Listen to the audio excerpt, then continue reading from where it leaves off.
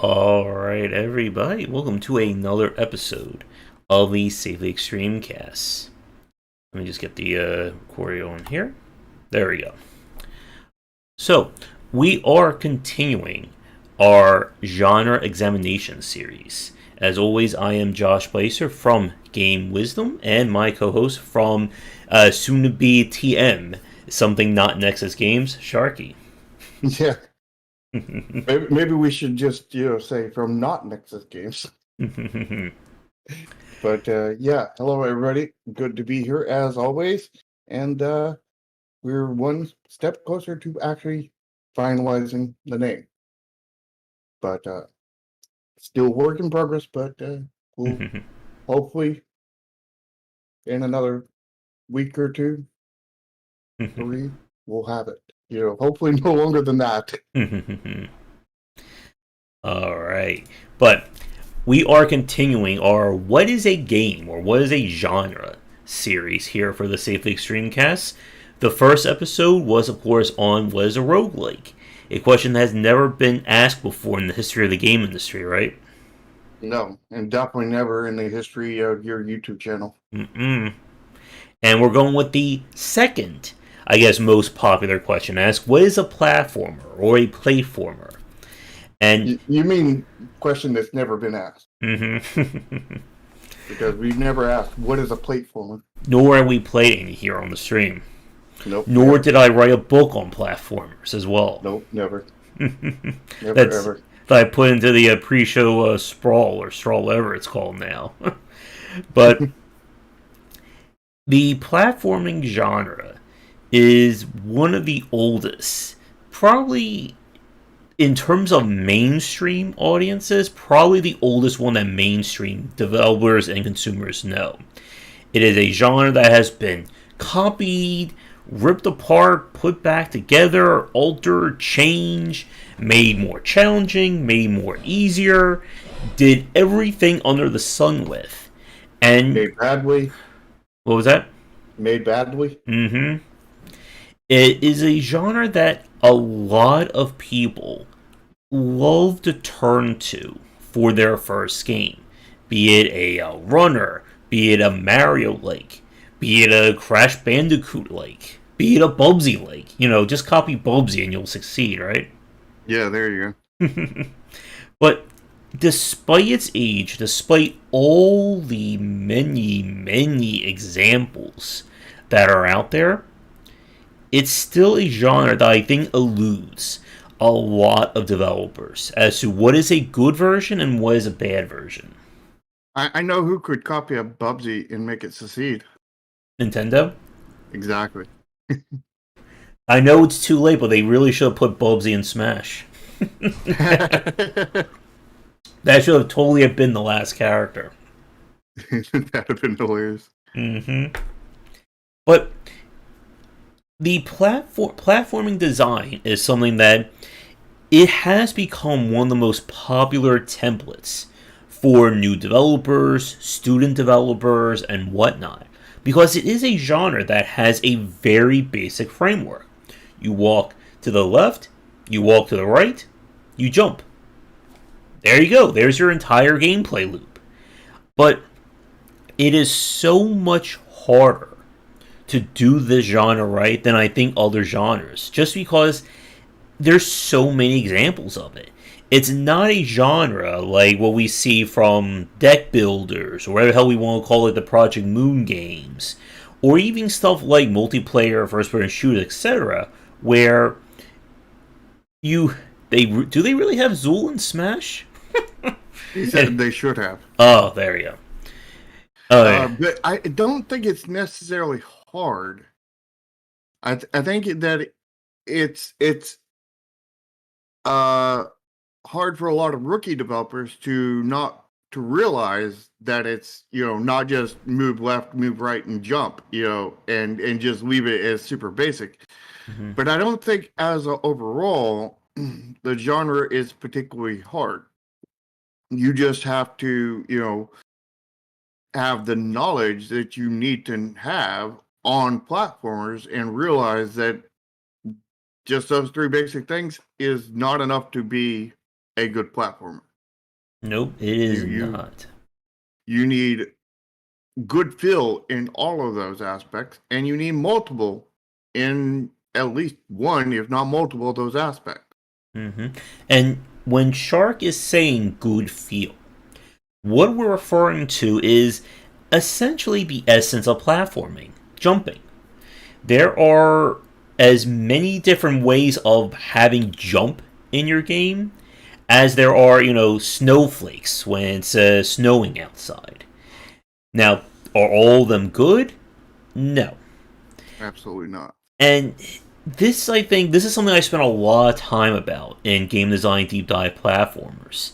That how you jump is fundamental. And there are many different ways you can do this. So, if we kind of go in order of how like the history of the platformer developed, the first kind of jumping is the committed jump. That is, I jump, and as soon as my character leaves the ground, I am committed to that angle, good, bad, whatever. This is kind of the age of Ghosts and Goblins. Trying to think of some other well-known examples. We could even argue like the first Mario had very basic committed jumping as well. That and the advantage of committed jumping is that because you are dealing with fixed angles, it makes it far easier to design levels around. If you know that the character can only jump, let's say, this wide of a space, you know where you can fit, you know how to space your platforms, enemy angles, and so on. When you were saying this far, what screen were you comparing it to? I was going with my fingers. Was that a big screen? Because that would be only like one block. Was that a little bit like could be like TV that would be like half third of the screen? Could be like 3 blocks wide. Could be 2 inches on screen, and it's something that you need to figure out as you're building your platformer. And a lot of what goes into feel when it comes to platforming, be it 2D or 3D or whatever, you have to play test this. You need to create a test bed that you can see how your character is behaving and jumping and moving. Because that's it. That's your game. On your test bed, basically, unless you have any wall jumping or any kind of manipulation with walls kind of thing, you just want a open, flat floor kind of thing. And you want to be able to jump around in it and move around in it and it feel good, and responsive, and, that you have the correct feel for what you're going for kind of thing. And if you do have any kind of wall jumping or anything like that, you need to have some walls and a few other things in there, just very basic kind of thing, and just test in that basic form and get that basic form feeling right before you do anything else. If it does not feel right, fun, and good at that point, your game is going to be a wash. Yep. And this is something that we see especially from indie developers. That they'll try to basically, stack all these different mechanics and elements on top of their platformer, and the platforming itself is horrible or it doesn't feel right. And this is why I said that is a hard genre to do right, because it is very much the first action or player skill based genre that's out there. And like Shark said, if your jumping is wrong or it doesn't feel right, everything else you have attached to it is not going to work. It's you have to have a good foundation before anything can built on top of it without collapsing. Yeah, and that means making sure that your jumping is good. And when we say having that good feel with jumping, what we saw as the genre evolved, and we saw, the later Mario games, Sonic, and so on, was giving you variable jumping. So, based on how long you hold down the jump button, tap it, hold, whatever, your character will jump at different heights. You have far more control over it. Some games let you basically stop at pre-specific jump heights. So if this is the floor, if I jump, maybe I'll stop here, if I stop here, or I stop here. And it's all dependent on when the player lets go of A. Now, some platformers, you can stop here, here, here, here, here, here, here. It just keeps going down. Like the second you let go of A, your momentum dies. And there is, I think, a line between how much and how little control you want to give. And what if you just never let go of it and you just fly off the screen? Yeah, the infinite jump. You have to be very mindful of how much control, because that is going to have a factor into the environment and obstacle design that we'll talk about later. But one of the most surefire ways that I can spot if an indie developer, or if any developer, does not get what makes a platformer work is that they will build one jump. So basically, if my character's here, if I hit A, they'll do this, and that's it. If I tap A, they go up here. If I hold it, they go there. It's always that one jump, no change. And not only does it really limit what you can do level design wise. Oh, what happened? We got connection issues. We got connection issues. You losing the internet? No, I'm doing good. I'm not seeing any drop frames. Could it be on your side?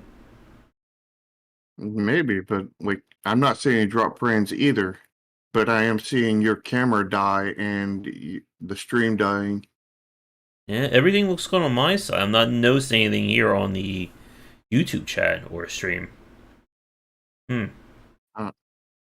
Weird. It's fine now. I'm getting like a little delay with the Discord, but maybe Discord is acting up a little bit too. I don't know. But back to my thought that the indie developer will, or any developer, that if you just have that one fixed jump, it kills like variety of environment and obstacle design, and it's just very boring to play. And for all of you watching this live or recorded right now, and just as I said it, like the whole glare just like picked up on my back there. But do you, when you see platforming like that, when it's just that one jump and that's it, does that make it interesting for you to play that kind of platforming? Or do you prefer having different kinds of jumps, different kinds of variables? It definitely has to have different kind of jumps. I don't think it necessarily has to have, like the specific, hold or not hold kind of thing. I personally am not a fan of the holding kind of mechanic, but I definitely have to have multiple jumps, if I remember right, Mario 64 did not have the holding, but it had tons and tons of different jumps. And that's kind of my bread and butter kind of thing when it comes to that kind of platformer. Also, like Mario 3. Mario 3 had different jumps, but it was a lot of it was based off of where your P meter was sitting at, which was based off of momentum. Yeah. But it didn't have the hold kind of thing. I don't think, anyway. I'm pretty sure it did not. I'm going to get up and see if I can mess with that glare. I'll be right back. Alright. Glare Simulator 2014.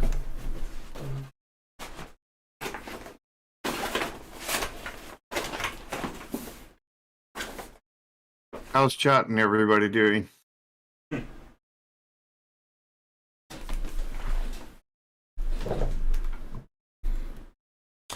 And I tried to fix that before I started the stream, and then the sun changed its angle.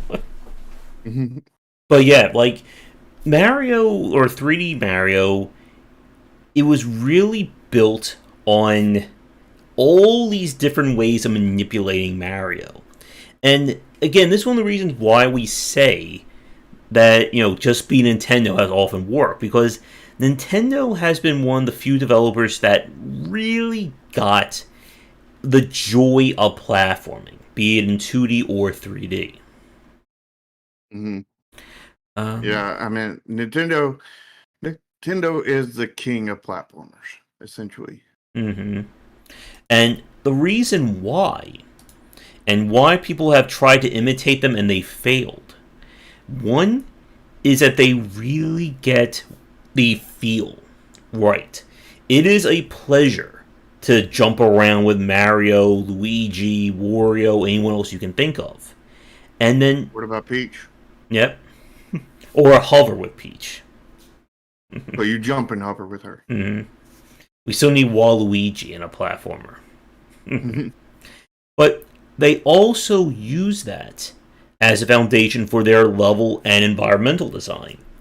That they will challenge you and they'll do very interesting things with their levels. And the other aspect of platformers, it's not just about the jumping. That again is your foundation. You need to build something that's interesting to jump around in. Mhm. Like that one song, Jump, Jump, Jump Around. Mm-hmm.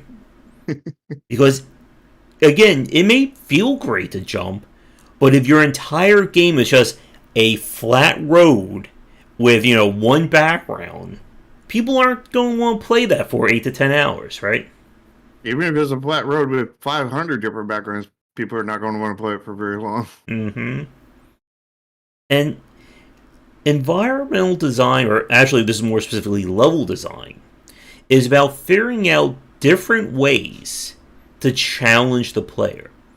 It's not just, okay, here's a room with 10,000 buzzsaws and homing missiles and lasers. Get to the end of the room. You have to make it something that is feasible, and it's got to test the player in different ways. Mm. At least in general, it has to be feasible. I mean, Mm-hmm. we have seen exceptions to that, like the one we play in multiplayer night all the time. Mm-hmm. Well, that's because a certain shark keeps putting black holes everywhere. You normally the one putting black holes. I'm normally putting, spinning turrets of chaos. But the difficulty of a platformer is really dependent, again, on how the character is manipulated and what you're putting in that space. Another aspect, again, like goes back to the jumping side, is how much control do you give the player in the air? Some games, again, even if it is committed jumping, they may allow you to kind of stop and like kill your momentum in the air if you're about to overshoot a jump. One of the things that drives me crazy, and I see this again from indie developers, is I will jump, and let's say I'm not holding down left or right, the character will still move in the air unless I course correct it. And this is one of the most important things you have to understand about platforming. Platforming is about control. You never want to take the player's control away from them. Because when you do that, it completely ruins their sense of control and enjoyment of that game. Well, would it? Physics and everything, and similar to physics, would keep on pushing you in a direction that you were going. Yeah, but this would be a case where the developer is not compensating for that. Like, they'll make you want to land on, pixel wide platforms, but you're still not controlling. Actually, what I was also saying is that it's not just them controlling it. Like, let's say if I'm jumping in the air, I press left, they'll still continue moving in that angle at level. Like, there's no way to make micro adjustments. The character is just like always moving while they're in the air, Yeah, and I like having the adjustments in there for yeah, sure. And adjusting is an essential point when it comes to more challenging platformers. If you're doing very basic obstacle design or fixed angles, you don't necessarily need a huge amount of micro adjustments. If it's, Super Meat Boy Kaizo level, we're jumping in between, buzzsaws with like this much space, you have to give the player like a very fine ability to control their momentum. Hmm. And when you're trying to build a platformer around all these different obstacles, all these different kinds of jumps, it really comes down to what you can get out of the environmental objects you created, and again, what kind of moves and abilities you give the player. This is why, when we talk about Metroidvania design in a later part of the series, that Metroidvanias introduce new mechanics. Because every mechanic that you give the player is a new thing you can test their abilities and create obstacles around. If all you do is have one single jump, you're not going to get a lot out of that compared to, let's say, Super Mario World, where you not only have the variable jumping, but you also have his normal jump and the spin jump on top of that. Yeah, or Mario 64, where you have like, what, 10, 15 different jumps? Oh, yes. And again, this is why Nintendo is considered the king, and it's also why, to be honest, very few developers, both in the AAA or indie space, have ever managed to come close. A lot of people will say they love A Hat in Time, but The Hat in Time also kind of fell flat for me because it was just very basic platforming. Mm. The, Hello, V2. huh? Oh, no, I'm saying I did a chat. Oh. But I think that, with platformers, you really do need like multiple jumps because, like, Mm-hmm. even if you have like different jump heights and everything, I think that a lot of times really limits you, and like I think, I think that's part of the reason why I don't care for Super Meat Boy, Mm-hmm. because Super Meat Boy has like all the control kind of thing. It has, you know, and everything, but it lacks different kinds of jumps, at Mm-hmm. least as far as I can remember. Yep. Um, and like the, you know, and I, where Mario 64, was, you still had control, but it was not 100% control over where Mm-hmm. you landed and whatnot. You could still, manipulate it, but, physics would still push you in the direction that you were going. But at the same time, you had the back flip, the triple front flip, the, I can't even remember all the jumps it had, but it had like just so many. I mean, I Mm-hmm. had that side, The side what flip.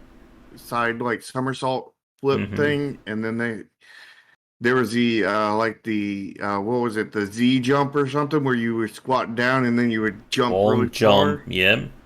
Yeah, and there was a whole bunch of others that I am not remembering at the moment, and I just loved how much variety was there. And, you know, there was still control, but it was not like just complete control because there was still, simulated physics going on in there that would, carry momentum and stuff like that. But it was, you had moves where you could, negate momentum really quickly, where you did that, quick turn and then you go, kind of thing.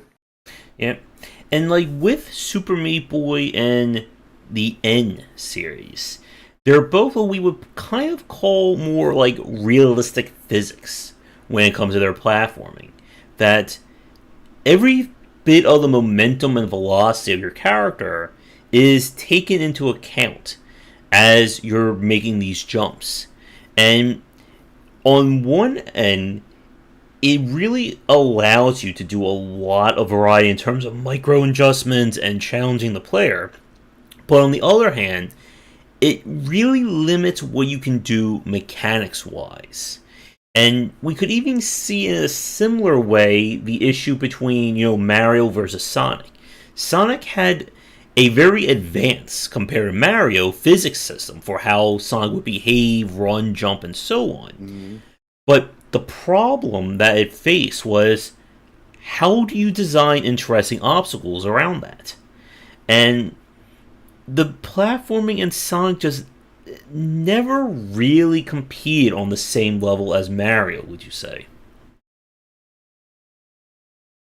I don't know about competing. I think that's kind of the wrong terminology because, like, I think the games competed against each other. Mm-hmm. It was just a very different kind of platforming because it was more platforming to explore rather than platforming to platform kind of thing. You know what I mean?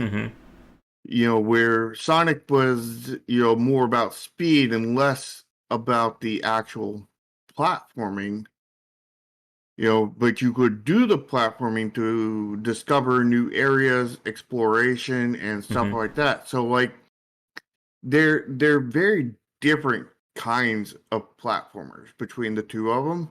Mm-hmm. And, where Mario is definitely more, you've got to make the jump and you got to do it right kind of thing.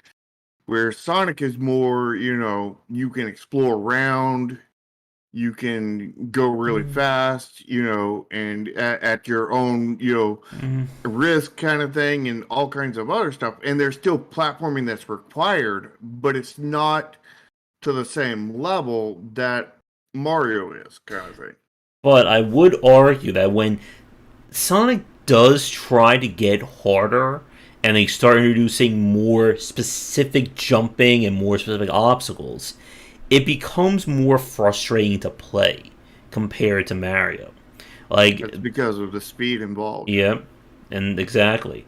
And not only that, but because Sonic is more built on that physics and the momentum, it's not the same as, Mario walks to the right and jumps.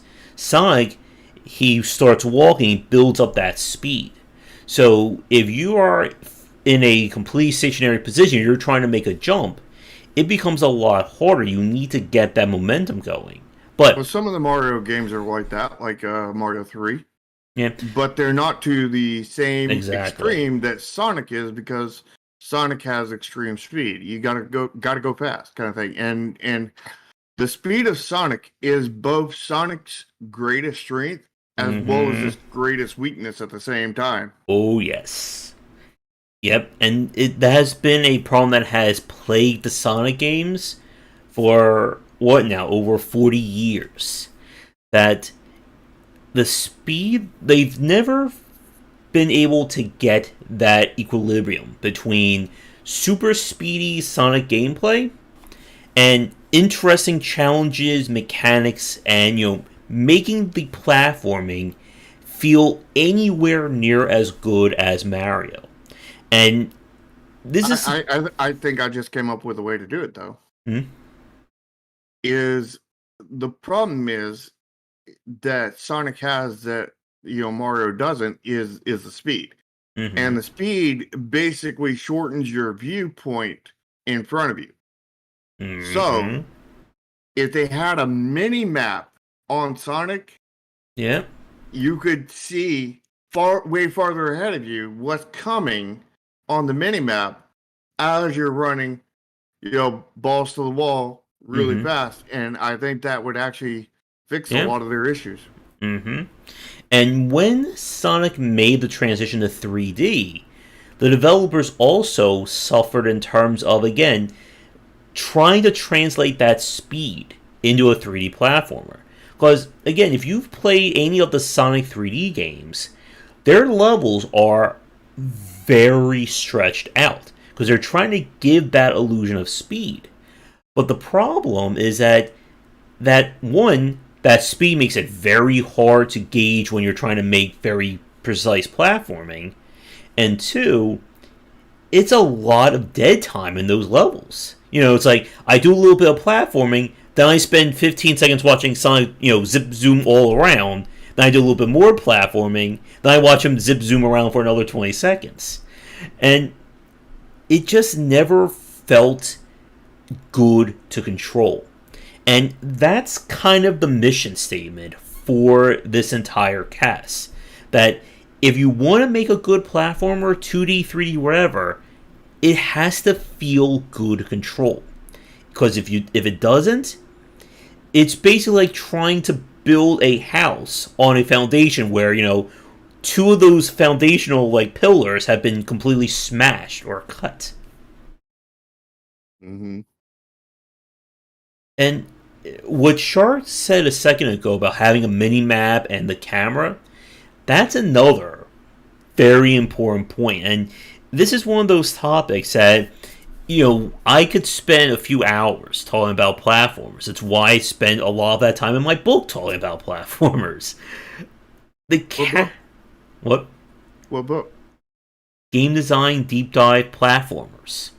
So, if you want to know more about platformers, buy that book. There's our one of many shameless plugs for our stream this week. But camera control, it is the bane of every developer who's had to make a 2D or 3D platformer. Because getting that camera right is so much harder than what you may think it is. And there are several different aspects of this. If we're focusing specifically on 2D platforming, how the character is positioned on screen and what the player can see coming up is crucial.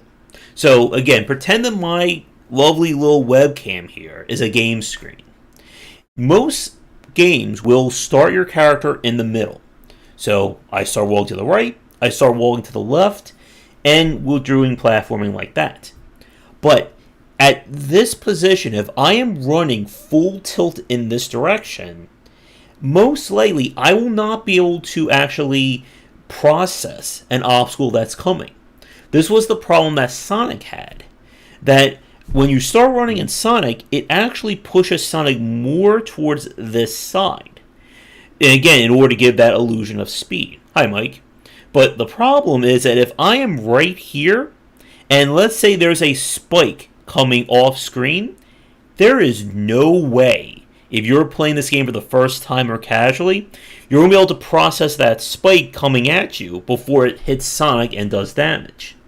Yeah, which would be where a minimap would come in very, very handy. Yeah, and this is why, as a little trick to get around that, for most platformers, if you're running full tilt in this direction, they will pan the camera so that my character will be maybe here on the screen.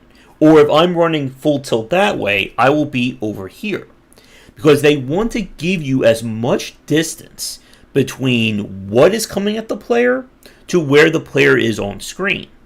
Yeah, because when you're going fast, Mm-hmm. you got to go fast, by the way. Yep.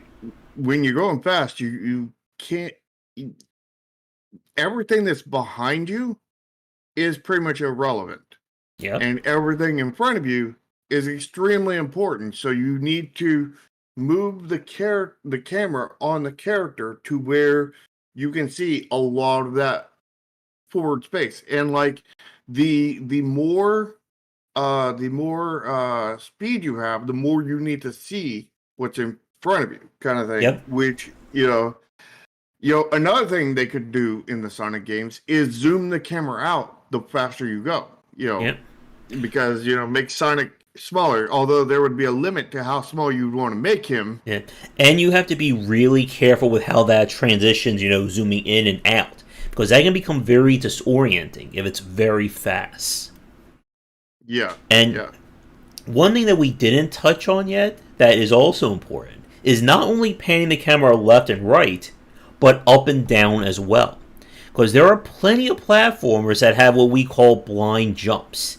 That is, I have to make a jump and I'm up here, and there's a platform way down here, and I can't see that platform because the camera is only showing me maybe this much of real estate. So I jump, and I don't know where that platform is. And most likely, you're going to completely miss that platform on your first jump because you're not going to see it. Or Yeah. the other option, this is something that, again, if you're a platformer player, you know what I'm about to talk about. Is, again, let's imagine my webcam is the camera.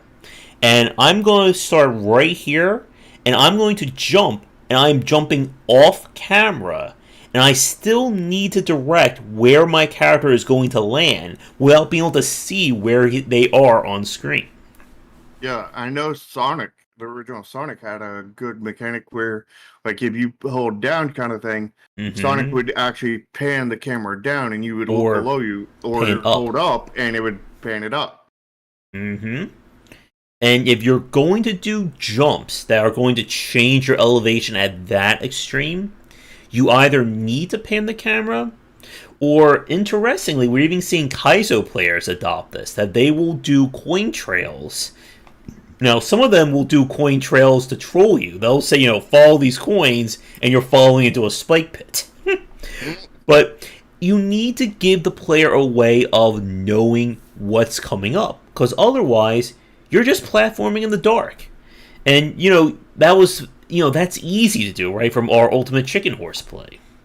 Yeah, absolutely. There's so many times in Ultimate Chicken Horse when, when I was platforming and it's like, I'm not even on the screen. Yeah. It's just like, I thought I was dead and I was still jumping and everything. And then turns out I was alive somehow, Yep. just off camera. And you want to keep the player's character on camera at all times.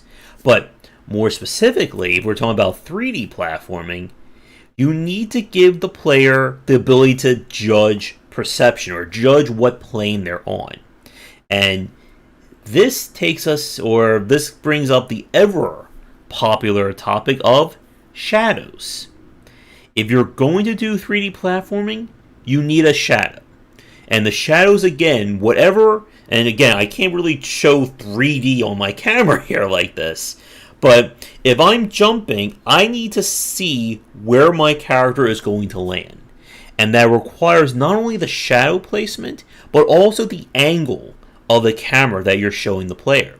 Because I've played 3D platformers where I can't see where I'm jumping. I literally cannot gauge the depth of field because there's no shadow. And if there is none and the camera is not right, the 3D platform becomes next to impossible to make those leaps safely. So let me get this straight. You cannot demonstrate 3D platforming with shadows With on my your camera in a real 3D environment with real shadows. unless I start like getting up and we do some camera work here, I'll be a Lakitu from Super Mario 64. But like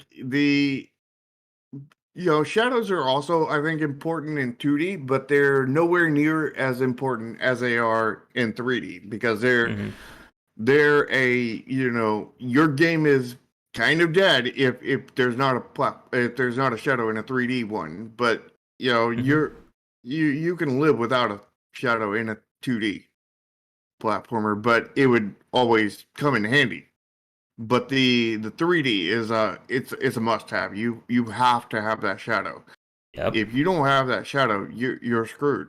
Because Mm-hmm. when you're following, in a 2D, you're seeing the live trajectory of your character kind of thing, and that's the reason why you can deal without a shadow because you can see the trajectory and you Mm-hmm. can predict where you're going to land kind of thing. In a 3D one, you're looking at it from behind, so all you're doing is seeing the character go up and down, Mm-hmm. rather than you're not seeing any kind of trajectory or anything like that. Mm-hmm. Hence, you there, you know, there is no real depth perception kind of thing because, like, you're playing the game on a flat screen. It's not like the screen inside of the screen is an actual real 3D environment. It's simulated. Mm-hmm. And you're eyes cannot really fully discern 3D environments, simulated 3D environments, without the simulated shadows to Yep. come with them. Unless you get, inserted into the video game yourself, you get sucked into the game and you're actually doing the platforming, then you can gauge that perception really easily. You mean like the Mario Brothers 1 movie? Yep. With the dinosaur Bowser? Yeah. Slash Max Headbane? Yeah. You mean Max Headroom? Yeah. Oh, yeah. Yeah. And another thing that we didn't touch on that is universal between whatever platform you're trying to do is, again, how much leeway do you give the player in terms of their jumps? Because this is a huge impact when it comes to difficulty. I've played platformers where if I have to make a jump that's like, let's say the gap is this wide between my hands, this is exactly, my character can jump maybe this far. So if I am not like on the right pixel or about to fall off the edge and not make that jump, I'm not going to be able to make that distance. And you need to be really careful when it comes to platforming, because the more that you require precision, the harder the platforming is going to be, and that's going to cut out your potential fan base. Many platformers will give you kind of mulligans or additional ways to kind of circumvent that. The ever popular, hang on an edge power. Maybe you can jump and do like a little flutter that, slows down your jumping or your descending. Maybe, yeah. But if you make it too difficult, then we start getting into Kaizo levels of difficulty. Yeah. Another thing they do, which is good for pretty much all platformers kind of thing, is allowing input lag, because like there's all kinds of latency between the game, your device that you're playing on, whether it's console, PC, whatever it is, the controller / keyboard. Hopefully you're not playing a keyboard on a platformer, but if you want to, go for it. But the just as a developer, make sure you have controller support and configurable. But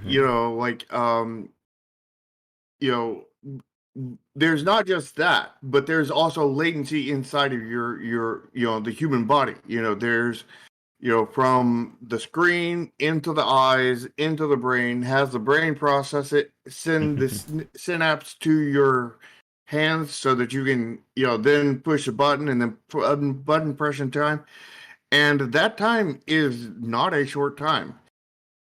Professional drag racers, and I was used to be in really into drag racing and whatnot, still want to be into it. And when I say that, I mean I was doing the racing myself.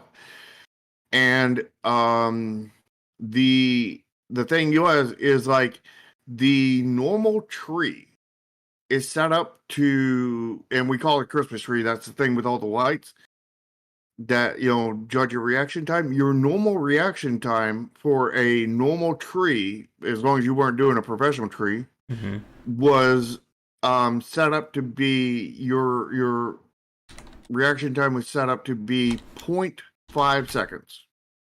So like the perfect timing for your reaction was a half a second, so like and then when you talk about the pro tree, that's 0.4 seconds. But like the fact is when you have stuff like that, you have that reaction time and everything that humans have built into them. So you need to kind of account for that. And what a lot of developers do, and it's universally accepted kind of thing, is even after you leave the ground kind of thing and you start falling, there's this short time where it'll still allow you to jump.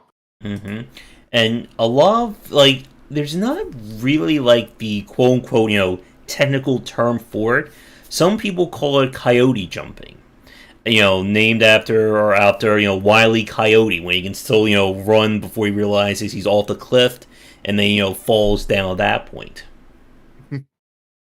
But yeah, Yeah. you need to depending upon again the difficulty of what you're aiming for in terms of your platforming, you want to consider having these little accommodations or emergency skills or abilities that can help your jumping. Now you gotta be careful with that because if you don't want to too often make the game rely on them. So here's an infamous example.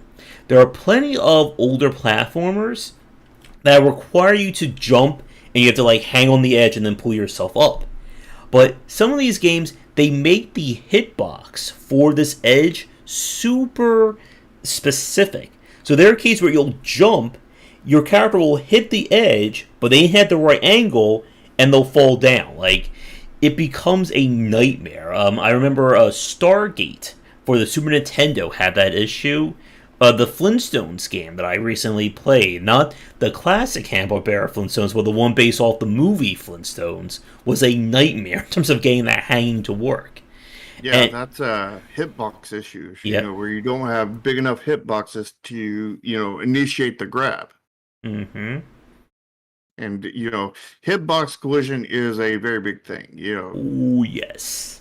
and you definitely need to nail that because, like, if you don't, nail your hitboxes, you want the hitboxes, like for enemies inside of the enemies. You don't want them outside. Like if the enemy, if the enemy is like, I don't know, like if the enemy itself is 16 by 16 pixels kind of thing. But like, let's look at a Goomba, where like there's all this space in between its feet and its head kind of thing. And Mm-hmm. then there's, so what I'm sure Nintendo did was they made that space, the hitbox for the enemy, inside of the feet so that every place where there's a hitbox, there was a pixel, and the spaces where there was not, where there was still enemy, but there was holes in there, they made it not a hitbox. And they probably actually, and they lowered the hitbox probably too a little bit just to be within, Mm-hmm. certain equivalent distance so that, the actual enemy of the Goomba had a much smaller hitbox when it came to hitting them as a enemy, Mm-hmm. but for jumping on them kind of thing, they probably did a lot bigger hitbox kind of thing Mm-hmm. to allow you to hit it. So like it's they probably did two different hitboxes. Yeah, most One likely. one to avoid and one to hit. Yeah. And a term that is used a lot to describe this is what's called a hurt box. That is when, let's say, for instance, we have the spiky in Mario. That if Mario collides with that spiky any which side, it's going to hurt them. And we use the term hurt box to define any time that if the player collides with this, it's going to do damage to them. Some games they'll have it that you touch an enemy at all, you're going to take damage. Other times it could be that you only take damage if the enemy is actually doing an attack. So the attack itself has the hurt box. So like when Bowser is flinging fireballs off screen, they're trailing like that. There is a hitbox around this fireball that if it collides with Probably just Mario. on the front of it. Yeah. And like Shark said, you need to be really careful about how you define these hitboxes. Like, and like there are games where the character will swing their sword. The sword will, they'll go through the attack, but this even after the attack is done, the sword's hurt box is still alive. I've played a lot of 2D like action games and Souls likes where I'll dodge the swing, and then as the sword is done, and it still hits me, even though it's not even being swung anymore. Hmm. Yeah, I don't like that. The Oh. A lot of games, what they do is after the swing is done, the hurt box will disappear, Mm-hmm. and you definitely to have a good, really good feeling platformer. You need to pay very special attention to being very generous on the player hitting the enemy, and very generous towards a player on them not getting hit. Yeah. You know. And another term that a lot of people like to say is kind of like hitbox abuse, or hitbox manipulation. And what that simply means, again, is that if you know your character's hitbox, Mario has a very specific one. That there are some times where you'll need to stand or you'll have to jump at an obstacle that it hits Mario. Like the fire hits him, the spike hits him, whatever. But because it doesn't hit the exact pixel of the hitbox, Mario is safe from damage. And yeah. The easiest way to think about it is the hit boxes and hurt boxes and all that are just little boxes on screen. And that is the actual game kind of thing.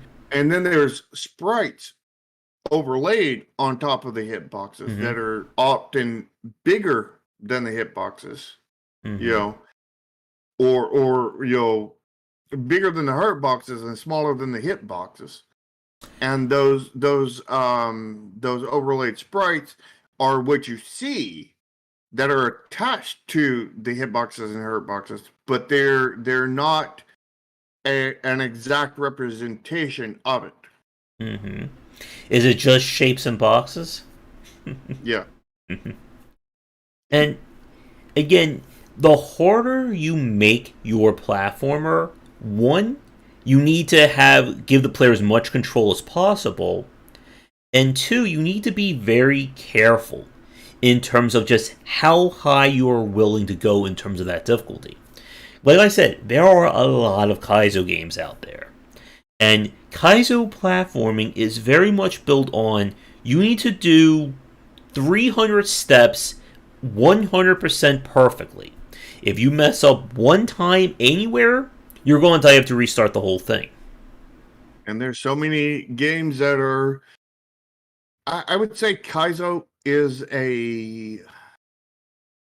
not black and white. It's a shade of, many shades of gray, But the most extreme Kaizo would be, pure black, where the easiest platformer would be pure white, And the one that's just completely boring and just a whole bunch of flat terrain kind of thing. But like Mario would be somewhere in the gray kind of thing. Pretty much all games would be somewhere in the gray. But like, I would consider it, like a bar somewhere around like the 60%. And I would consider everything on, the 60% down to 0 kind of thing. That's a platformer, and everything that's 61 to 100 would be Kaizo kind of thing. And, Super Meat Boy gets over there on the Kaizo side. It's I would say Super Meat Boy is probably what 80, or 70, somewhere in there, And same thing with Celeste, probably somewhere in that area.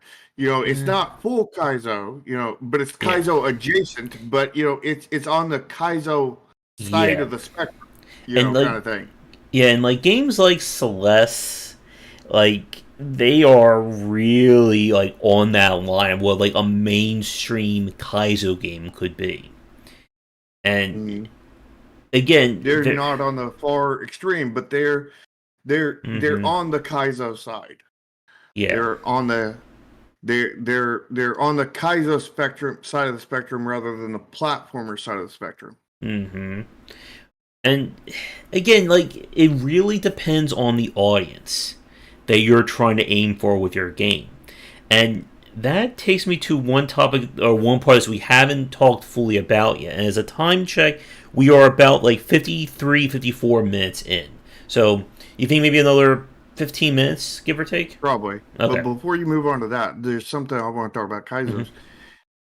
In general, Kaizos, I think, is something you want to avoid, because Kaizos, you're playing to the hardcore, and there's only a very limited audience in there, and that's going to limit any chance. That's going to kill any chance of like massive success, with general consumers.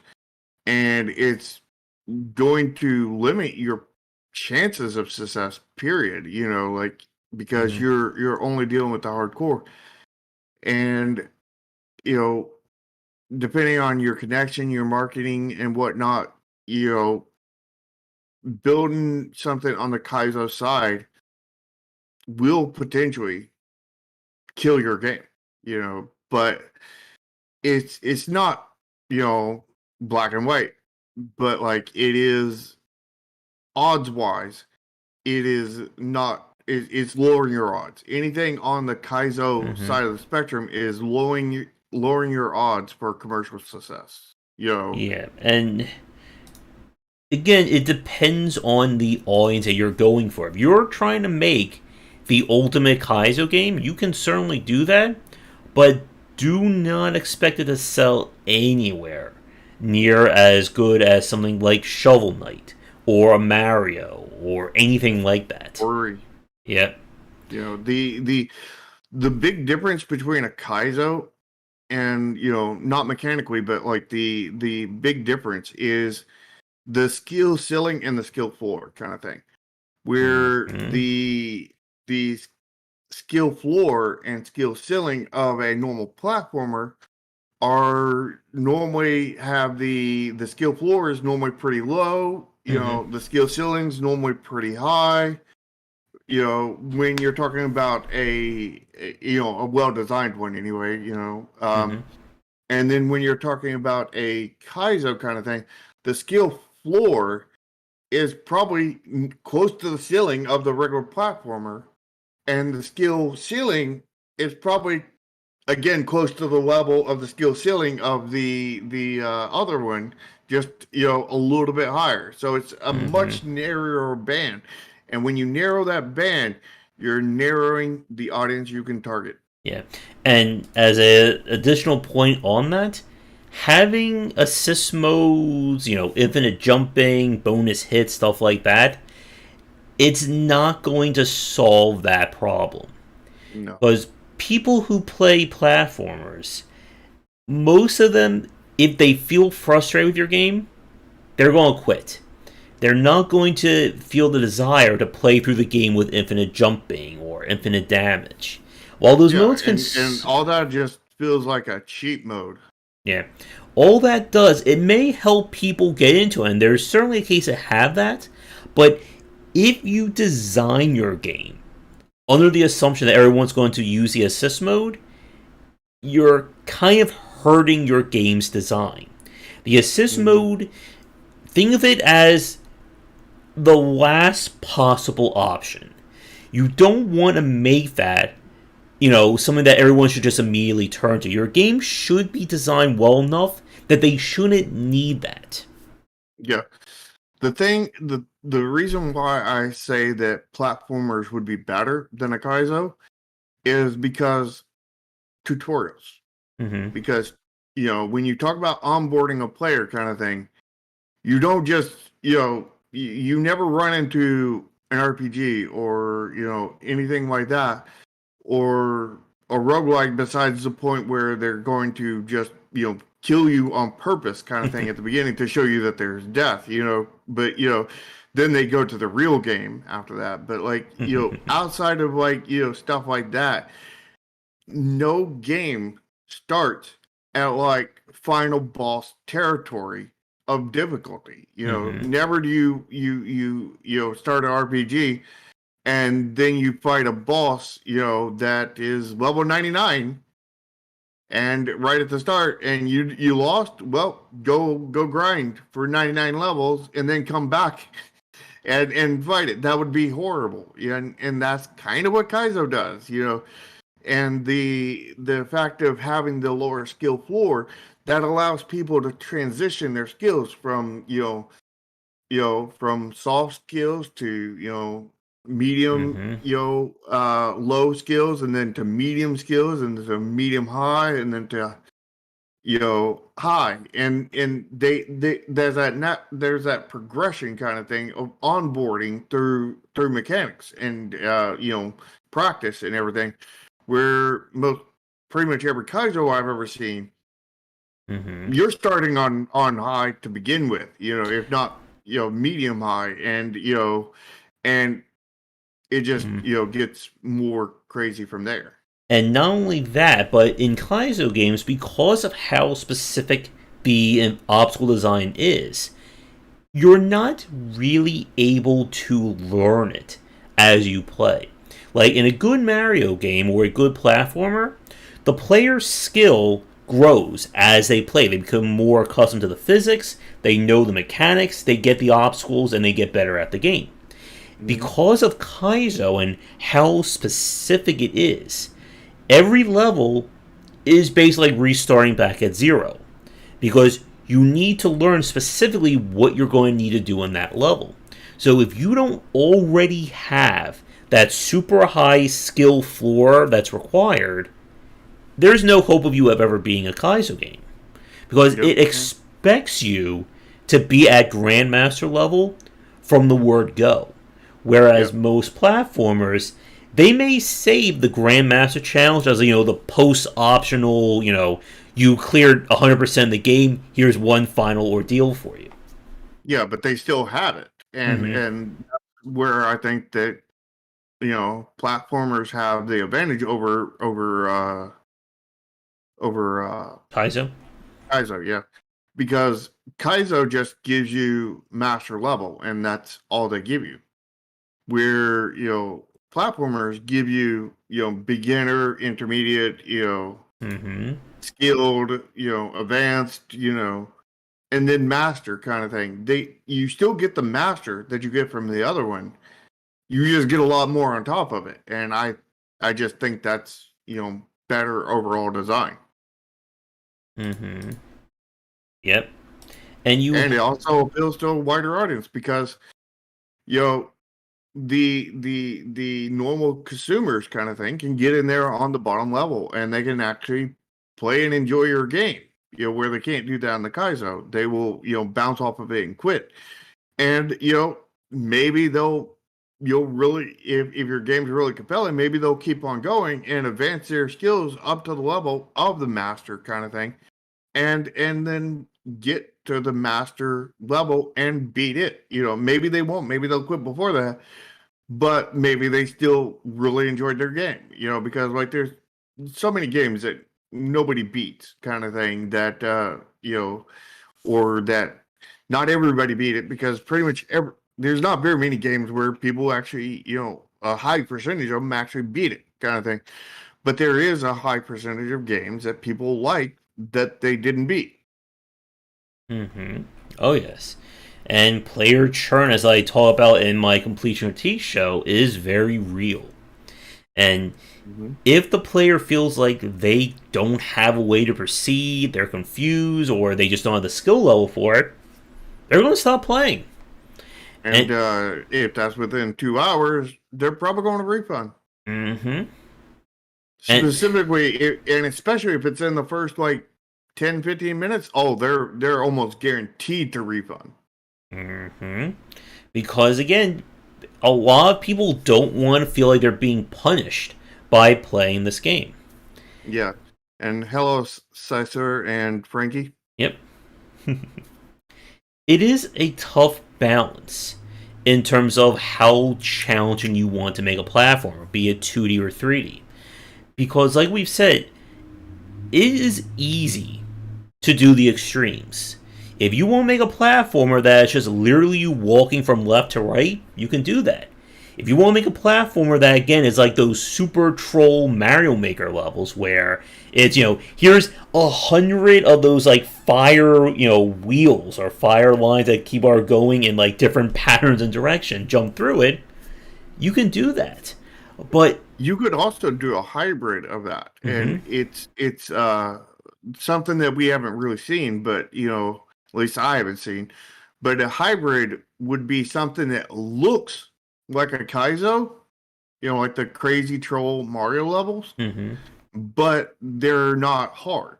You know what I mean? There They don't have have a high been skill ceiling where they have the big elaborate, craziness, but they're not big elaborate hard. there is a subcategory of Mario Maker levels that they do just that. That It is just like, here's a bunch of craziness going on. All you have to do is hold right and jump. And the level itself just carries you through it from beginning to end. Now, of Yeah. course, I that wasn't talking takes. about that easy, but yeah, stuff like that. But No, that I was takes a talking lot of about skill. normal. Yeah, I was talking about something more like a normal Mario difficulty that still had that level of craziness. Yeah. And we've seen, like, as another interesting point about platformers, is that because they're so focused on the obstacle design, you can develop levels with personality to them. I think far easier than some of the other genres out there. And that goes into a lot of the pacing and design of a good platformer. That a level of platformer should be only as long as you can get interesting mileage out of whatever mechanic or things you want to do. If you want to make a nice level, you can make a nice level. But you can't make a 5 hour long level that's just players slipping and sliding across platforms. Yeah, you generally want to keep your levels fairly short, period. Yeah. But you can have multiple levels in a world kind of thing. But Like, like you don't want to fatigue the player by yeah. having levels too long. We've seen platformers with 5, 10, 15, 20 minute levels, and it's just like, Ugh. no. Yeah. And you also, it's better to have focus levels than kitchen sink levels. Hmm. Where, this is going to be my fiery, icy, watery, homing missile, reverse gravity, light flickering, triple jumping, anti grav, super infinite jumping level. If you're But that going, might be good for the final boss, maybe, but but not for any normal level though. yeah, it's better to have, okay, this is my fire level, this is my anti grav level, this is my ice level, and get as much mileage out of that specific mechanic or obstacle, and then move on to the next thing. And Hmm. you don't want to fill your game with 100 levels that are just the same thing. Maybe instead of jumping with a green floor, you're doing the same jump, but it's a yellow floor or a red floor. People want quality, and good 2D and 3D level design in this capacity is certainly an art form.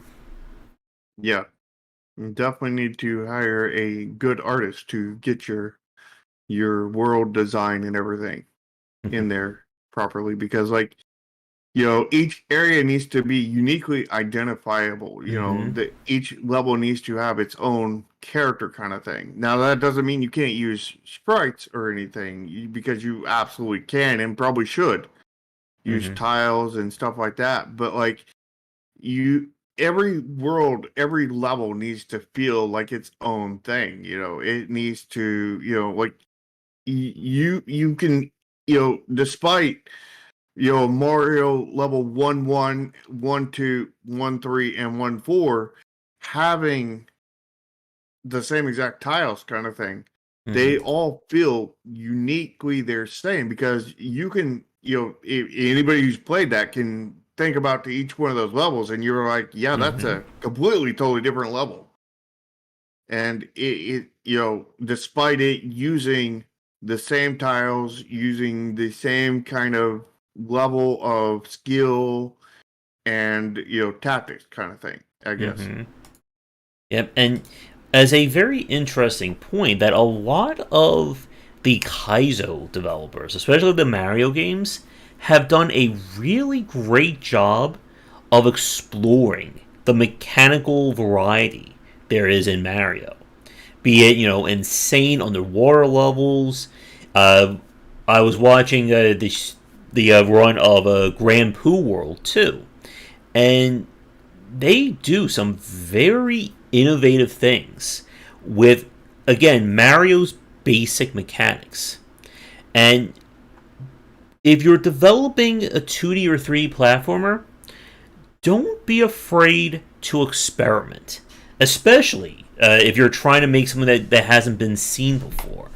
Like, if you want to have, like, an underwater section where, the water could be cause, like, reverse directions in certain pools of it, you can certainly do that.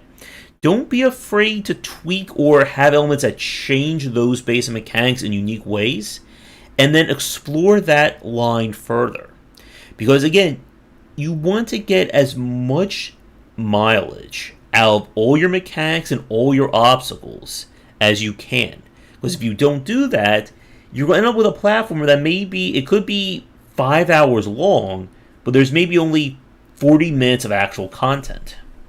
Yeah, I mean, there's so many things that you can do with a single mechanic, in a platformer specifically that can just really, elevate it. If you think about the water direction kind of thing, the gushing water, you can have that, and set it on a water level to where it actually comes up to the top of the water, and you would use this as like if you do it right kind of thing. You would use it to boost yourself, jump out of the water and onto a land section, or like you boost out and you jump over a massive obstacle or Yep. anything else. There's all kinds of different things that you could do with just something simple like that, and you can really stretch it very, very far. And it's all about how you use it. But like, you can do the same thing in all games. It's just, platformers really, really lend themselves to that to a large degree. But that is definitely something that, as in general game development, you want to be able to use your stuff as much as possible in different ways to provide even more variety with less workload. Yeah, you don't want to spend, 6 months creating some crazy mechanic that you can only use for 10 seconds of your gameplay. You Mm-hmm. want to be very economical in terms of the mechanics and elements you put into your game, because you want to be able to reuse them in new and interesting ways. With Super If Mario, possible. yeah, Super Mario World is again another quintessential example of this. That it's not a game that gets, progressively difficult to the point of being a Kaizo game. What they do is they simply repurpose different obstacles and challenges in new and different ways. So, you know, dodging spikes coming out of a wall, that is its own challenge. But let's say you're dodging spikes coming out of a wall while there's a bullet bill shooting at you from the left side of the screen. That's a way of combining these elements to create something new, but you're not needing to create brand new assets to get that new challenge. But there's even more ways. The spikes could be attached and only come out, by an inch. They could be attached and they can come out by a good distance, or they could just shoot it across the screen like a Yep. projectile kind of thing. Or the Or they can, shoot out like a projectile, nail into the wall on the other side, and then you could use it potentially as a ladder. There's all kinds of different things you could do with just that one aspect. Mm-hmm. Yep. And again, it really comes down to the creativeness of the developers. And another aspect, and I know we're getting close to our time, there's one point I wanted to touch on very quickly. If you are doing puzzle platforming or adventure platforming, so these are games where you have to solve puzzles based on the player's ability to platform, or it's a more methodical kind of platforming. So this would be stuff like the Oddworld games, Blackthorn, Flashback, Out of This World. I know there are a few indie developers working on this kind of adventure platforming as well. That, or Prince of Persia, probably like the most famous example of this. This is a very weird line that we talk about when it comes to platforming. That you're trying to slow things down, you're trying to make things more methodical, but you need to be aware of that line when it becomes clunky to play. So if you've ever played one of these games where, like, you can't just run and stop. You run, and then when you let go, your character like stumbles to a stop. Or they can't just run and then turn around. They have to do like a little animation before they actually start running the other direction. That if you make these windows so tight that if you aren't doing things perfectly precise and turn it almost like an adventure kaizo game, they become very frustrating to play. There was a game that I showed off, I think, last summer or a little bit before that. It was like you're escaping a prison while this like rat monster was chasing after you, and it required so much precision, or so much clunkiness of that kind of platforming, that it just began to get frustrating to play. Yeah, but there are good examples specifically of that same thing, specifically in Mario. Just they did it to a good degree, to Mm-hmm. where like in Mario 64, you run, and then you put the other direction, and then you go and you slide a little bit, and before he turns around, and Mm-hmm. well, he turns around and slides, and then he starts coming back that other direction. But you can, as you're sliding kind of thing, you can hit another button and do that backflip right there and immediately stop right there at that exact point, Mm-hmm. where you land from your backflip kind of thing. And there's definitely, good ways to do it and bad ways to do it. And it's all about, doing it in a good way that feels good and it's not clunky, you Yeah. know, you know, You can you know, have you can make things methodical. You can make the player have to take their time with their jumps. You don't want it to feel clunky. Like when I played that Lester the Unlikely game, like 2 weeks ago, that mhm. would be a poor example in terms of like how clunky that feels. Yeah, if you're going to make it methodical, you probably don't want to put any kind of momentum based controls in your Mm-hmm. jumping, because then that kind of, it's like, oh, now I need to make this methodical jump. I need to run back, Mm-hmm. gain a running platform, and then run and jump. And, it would feel better in general just jump at that point rather than Yeah. having to run back and get momentum, and it feels less good that way, Yeah. and there's one other point that we have not talked about, but we have talked about roundabout ways, is the physics-based platformer. Mm-hmm. And physics-based platformers have that extra degree Mm-hmm. of being out of control because of physics is in control to a point. I'm Mm-hmm. unsure of that game, Antoine. Do you know it, Josh? What's your thoughts on Dangerous State? No, I'm not familiar with that. Let me see if I can look it up really fast.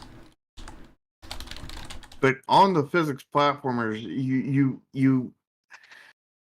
the physics itself has control over items in the world, as well as your character, as well as you have control over both of them. But the control is split rather than equal. And I think the most important part of a physics-based platform is nothing can be precision.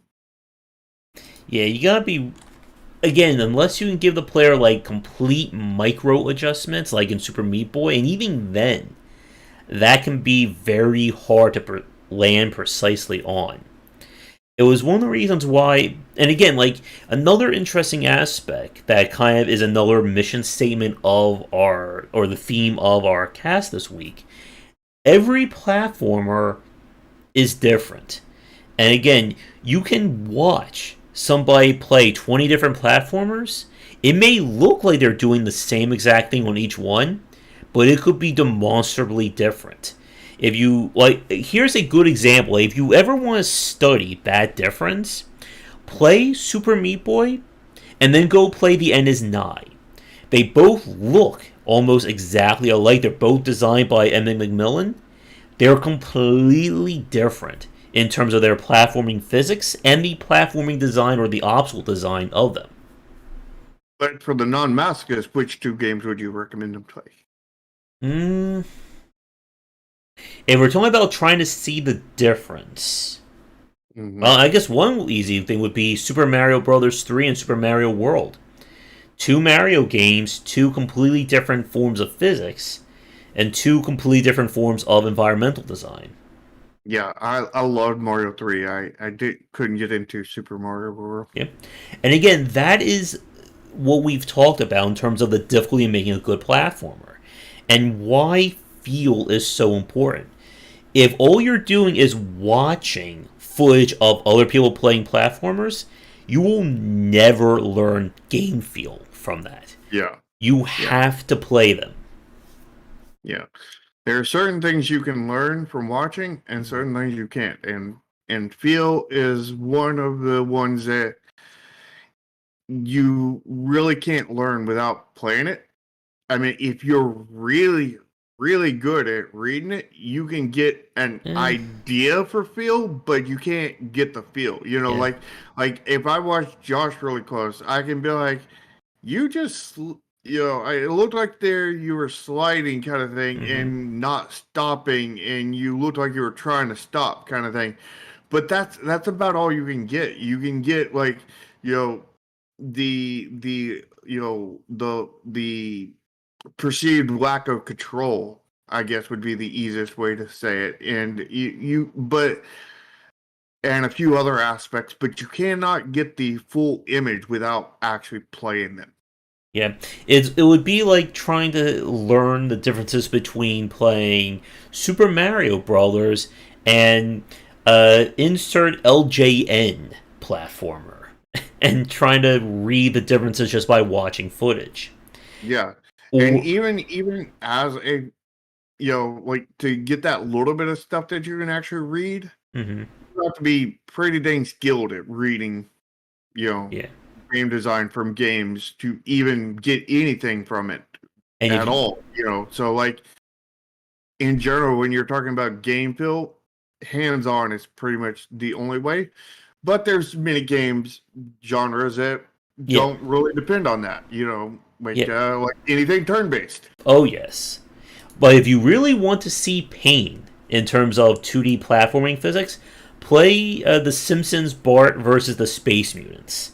If you want some really like janky platforming you have to do in that game. Hmm. And I guess again we're kind of getting a little bit late here, but one final point I do want to touch on, especially because it has to do with platforming, is that if you are combining platforming with another mechanic or another system, again, puzzle platforming, let's say shooter with platformer, you need to be aware of where do you split the difficulty. Is it going to be more platforming focus? Is it going to be more puzzle or shooter or whatever focus? And the reason why I say this is that the more emphasis you put on the platforming, you need to have less. There has to be, somebody needs to get the short end of the stick. You don't want Hmm. to make a brain melting, you're going to need to be a Mensa to solve these puzzles. But at the same time, you also need to be Grandmaster Kaizo player in order to play this game. Because Yeah, which is the risk of combining genres. yep, You need to have a main genre that you're focusing on, and then the other one is a subgenre. Because yep, like when you have two main genres, it's almost always going to end up bad. yeah. And this is why most games that do like storytelling in platformers, stuff like Thomas Was Alone, for instance, that the platforming in that game is not on the difficult side, but it's being manipulated by the puzzling aspect. Which character do you move around, how you do that. And so while these games aren't the hardest for platformer fans, it's that inclusion of the puzzle aspect that kind of pushes it in its own direction. And again, I am sure he could have made the platforming, super precise, super difficult, but then that would get in the way of the puzzle solving and the story they're trying to tell. Hmm.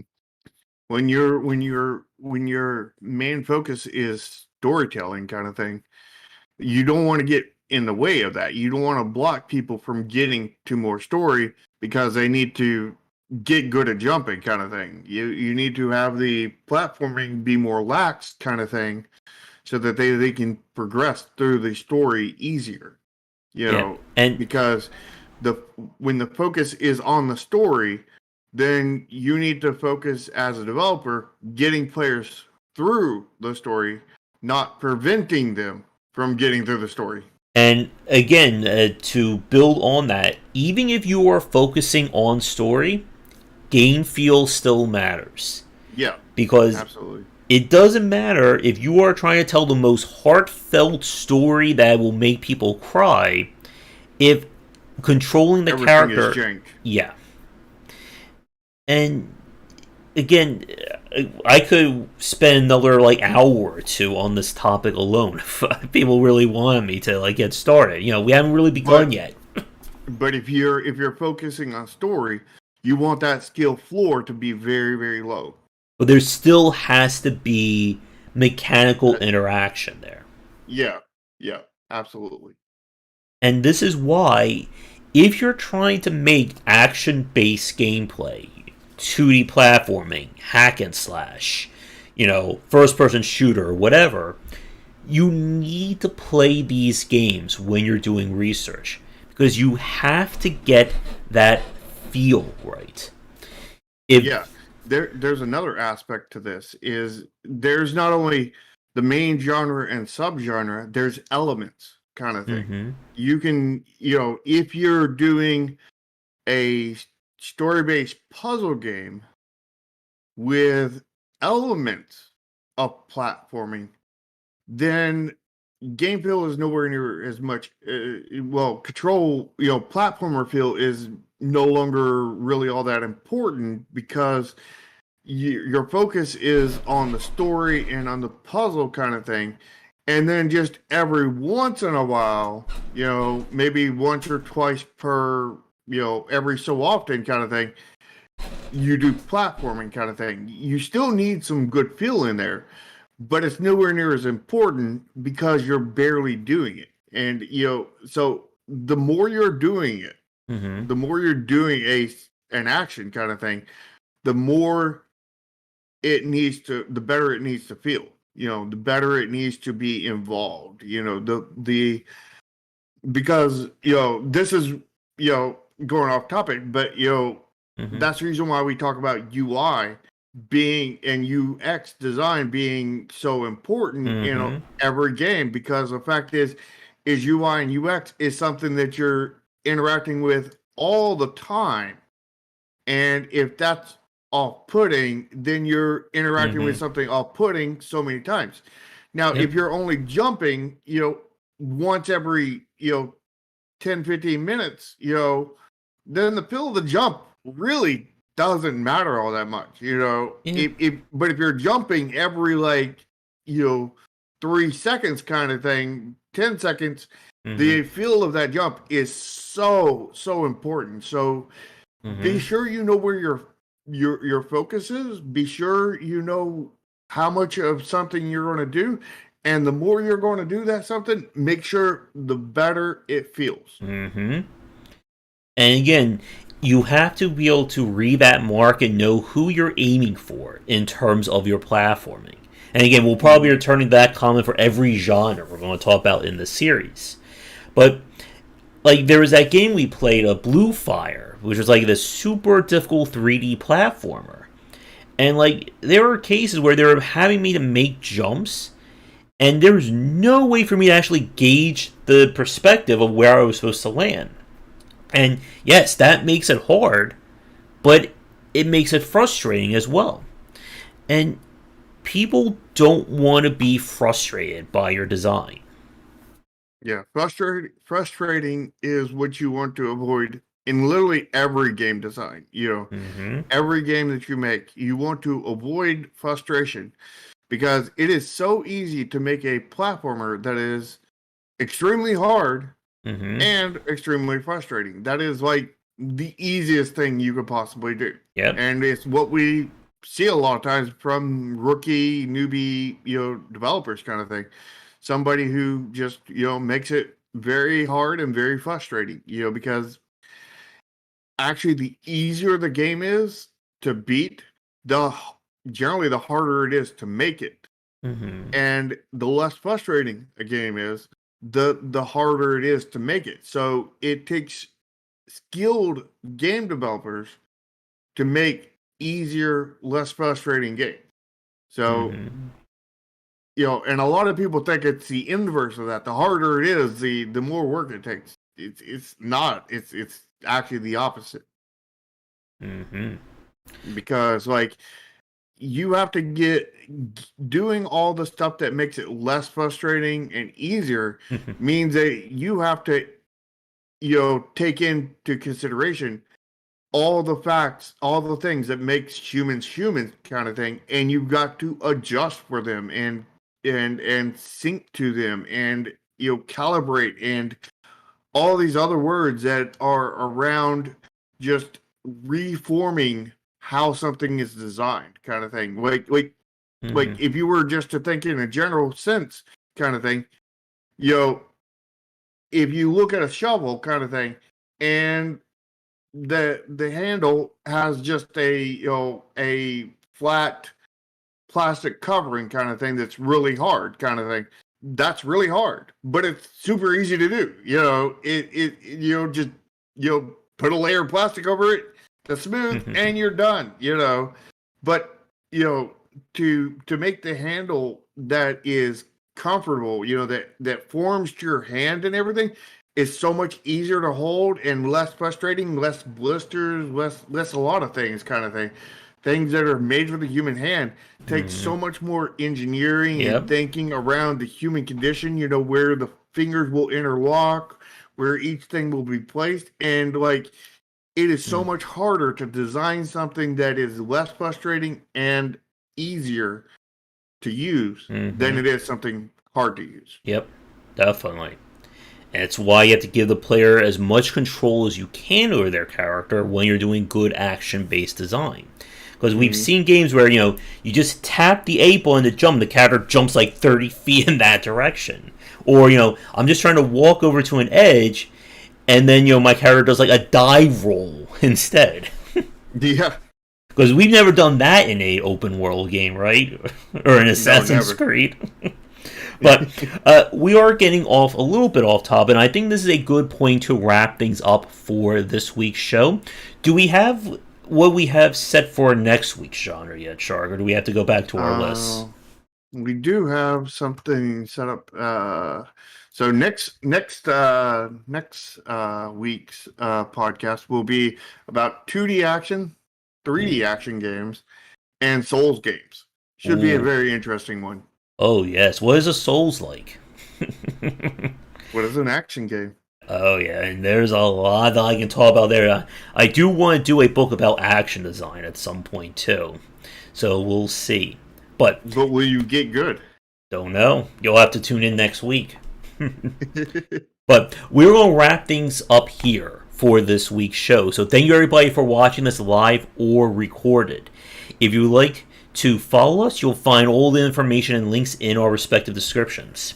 Yeah, and if you want to specifically check out my game, Neon Continuum, that I'm currently working on, which is a grid-based strategy tactical CCG that's inspired by Triple Triad and Magic the Gathering. Join the Discord. We play it once a month when we have a new build, at least generally once a month, and we should. It's very interesting, very sci-fi themed. Got a core of cyberpunk. Very interesting. Join the Discord and check it out. Is it a first-person shooter too? Oh yeah, it's every genre. It's There you every genre rolled into one. go. It's all the genres. So, if you want to catch these shows live, we do them Sundays at 4 p.m. ET, as well as some of the other streams we do here on the Game Wisdom channel on days at 4 p.m., which I'll announce them as we have them coming up. Yep. So, do all the liking and subscribing people tell you to do. And, as always, come back for daily discussions on game design here and on game wisdom, where we simply are on science of games. Until next time, everybody, take care. And make sure you smash the like button and lick the smash button.